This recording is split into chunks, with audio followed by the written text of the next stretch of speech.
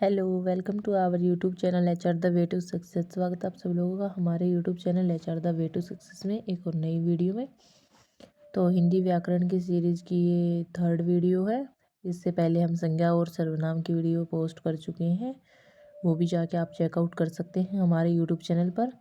तो आज की वीडियो रहेगी हमारी काल के ऊपर, जिसको हम इंग्लिश में टेंस भी बोलते थे, काल यानी समय। तो काल हमारे 3 प्रकार के होते हैं, सबको पता है। हम स्टार्टिंग से पढ़ते आ रहे हैं, जब से हम हिंदी व्याकरण हमने पढ़नी स्टार्ट की तब से हम पढ़ते आ रहे हैं कि 3 जो हमारे जो काल होते हैं, टेंस होते हैं, प्रेजेंट टेंस, पास्ट और फ्यूचर, यानी कि वर्तमान काल, भूतकाल और भविष्य काल। वर्तमान काल क्या होता है? जो समय अभी चल रहा होता है। भूतकाल क्या होता है? कि जो समय बीत चुका होता है, जा चुका होता है। भविष्य काल होता है जो समय आने वाला होता है। ये मैंने बेसिक बता दिया, अभी इसको ब्रीफली एक्सप्लेन करूँगी, ठीक है। हिंदी व्याकरण में काल टेंस का अर्थ समय है। क्रिया के जिस रूप से कार्य के होने या करने के समय, बीता हुआ, चल रहा या आने वाला, यानी कि वर्तमान, भविष्य और भूत का बोध हो, उसे काल कहते हैं। यह क्रिया के पूर्ण या पूर्ण होने की स्थिति भी बताता है। काल के मुख्य 3 भेद होते हैं, ठीक है। ये भी मैंने आपको भी बता दिया था कि काल 3 प्रकार का होता है: भूतकाल, वर्तमान काल और भविष्य काल, ठीक है। अभी नेक्स्ट चलते हैं। काल के 3 भेद होते हैं, टाइप्स ऑफ काल। पास्ट टेंस, भूतकाल, क्रिया के जिस रूप से कार्य के बीते समय में होने का पता चले, उसे भूतकाल कहते हैं, यानी कि जो समय जा चुका हो। उदाहरण: राहुल ने खाना खाया, यानी कि कार्य हो चुका है, वो खाना खा चुका है, ठीक है।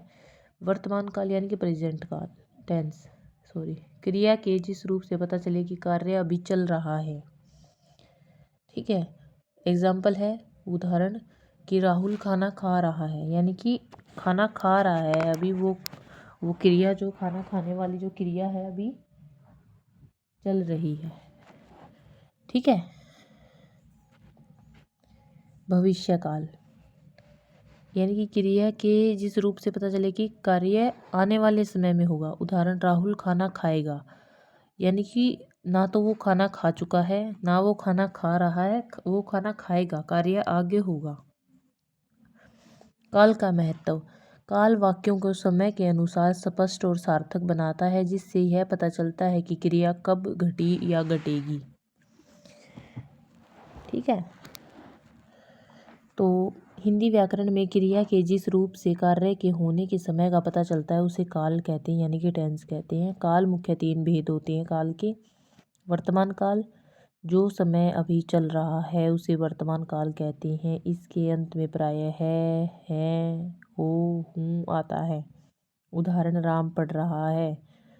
भूतकाल, पास्ट टेंस, बीते हुए समय को भूतकाल कहते हैं। इससे पता चलता है कि कार्य समाप्त हो चुका है, ठीक है। उदाहरण, उसने खाना खाया था। भविष्यकाल, फ्यूचर टेंस, आने वाले समय को भविष्यकाल कहते हैं। इससे पता चलता है कि कार्य आगे आने वाले समय में होगा, यानी कि हम कल स्कूल जाएंगे, फॉर एग्जाम्पल। अब आ जाते हैं प्रेजेंट टेंस के बारे में, ठीक है, वर्तमान समय के बारे में। हिंदी व्याकरण में क्रिया के जिस रूप से कार्य के वर्तमान समय में होने का पता चलता है, उसे वर्तमान काल कहते हैं। वर्तमान काल के मुख्य भेद और वर्णन निम्नलिखित है। सामान्य वर्तमान काल यानी कि सिंपल प्रेजेंट टेंस, जब क्रिया वर्तमान में सामान्य रूप से होती है। इसकी पहचान कैसे होगी? वाक्य के अंत में ता है, ती है, ते हैं आते हैं, उसे सामान्य वर्तमान काल कहते हैं। उदाहरण, वह पत्र लिखता है, वह खाना खाता है, ठीक है।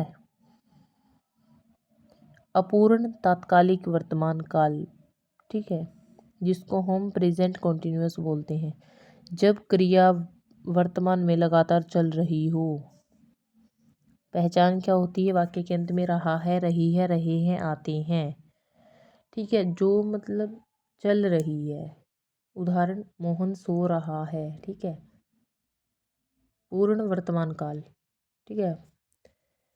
प्रेजेंट परफेक्ट टेंस, जब कार्य वर्तमान समय में अभी अभी पूरा हुआ हो, वाक्य के अंत में चुका है, चुकी है या है आते हैं। उदाहरण, उसने खाना खा लिया है, वह खाना खा चुका है। ठीक है।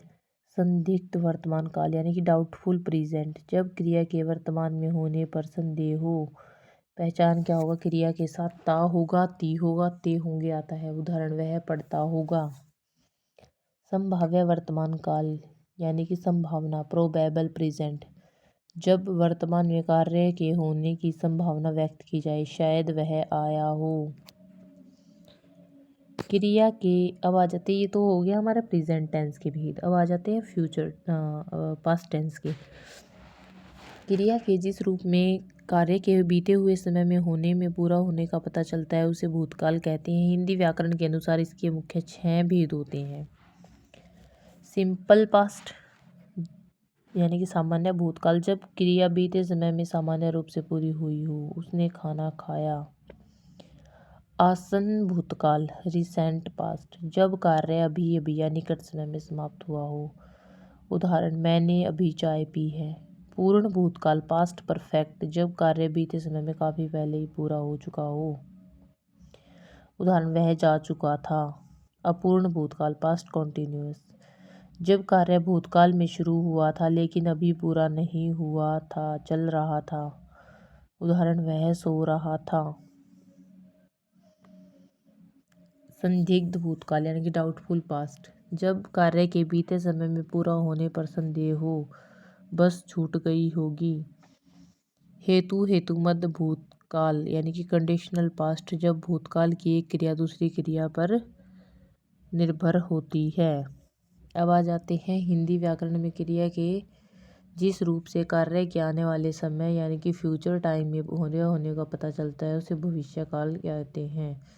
इसके 3 भेद होते हैं। सामान्य भविष्यकाल, सिंपल फ्यूचर, जब क्रिया भविष्य में सामान्य रूप से होती है। पहचान, वाक्य के अंत में एगा, एगी, एंगे आता है। वह दिल्ली जाएगा। संभाव्य भविष्यकाल यानी कि प्रोबेबल फ्यूचर, जब भविष्य में किसी कार्य के पूरे होने की संभावना हो। उदाहरण, शायद कल वर्षा हो। हेतु हेतुमद भविष्यकाल यानी कंडीशनल फ्यूचर, जब भविष्य की एक क्रिया दूसरी क्रिया के होने पर निर्भर करती है। यदि तुम पढ़ोगे तो सफल होगे। Thanks for watching. I hope आप सब लोगों को काल भी अच्छे से बिल्कुल डीपली क्लियर हो गए होंगे। सामान्य, पूर्ण, अपूर्ण, डाउटफुल, हर तरीके से मैंने आपको समझा दिया है। फिर भी कोई डाउट रहता है तो आप कमेंट सेक्शन में कमेंट कर सकते हैं। And subscribe our YouTube channel HR the way to success. मिलते हैं नेक्स्ट